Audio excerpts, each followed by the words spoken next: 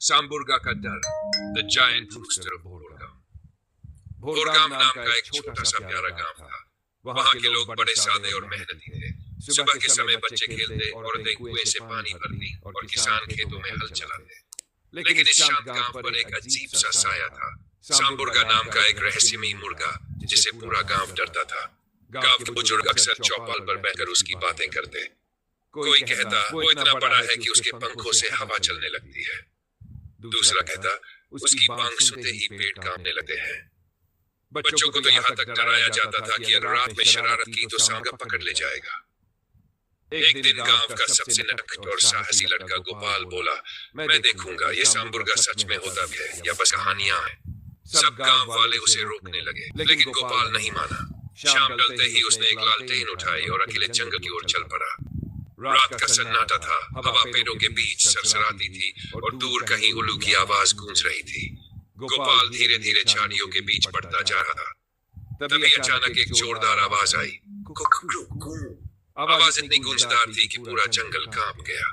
गोपाल का दिल जोर जोर से धड़कने लगा। उसने लालटेन ऊपर उठाई और देखा कि झाड़ियों में कुछ हिल रहा है। फिर झाड़ियों के पीछे से एक विशाल छाया बाहर आई। एक बहुत बड़ा मुर्गा, लाल कलगी, सुनहरे पंख और चमकती आंखें। गोपाल डर के मारे कुछ कदम पीछे हट गया, लेकिन थोड़ी देर में उसने गौर किया कि वो मुर्गा किसी चीज में फंसा हुआ है। गोपाल धीरे धीरे पास गया और देखा कि सांबुर्गा असल में कोई राक्षस नहीं था, बल्कि गांव का ही पुराना मुर्गा था जो बेलों और सूखी टहनियों में उलझ गया था। वो बेचारा निकलने की कोशिश कर रहा था, पर हर बार और उलझ जाता था। गोपाल हंस पड़ा। उसने मुर्गे को बेलों से छुड़ाया और प्यार से उसके सिर पर हाथ फेरा। मुर्गा धीरे से बोला, कुकड़ू, जैसे कह रहा हो, धन्यवाद।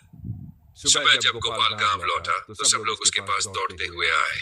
उसने उन्हें सारी बात बताई और सांबुर्गा को भी साथ लाया। सबने देखा कि वो कोई डरावना जीव नहीं था, बल्कि एक बड़ा प्यारा मुर्गा था।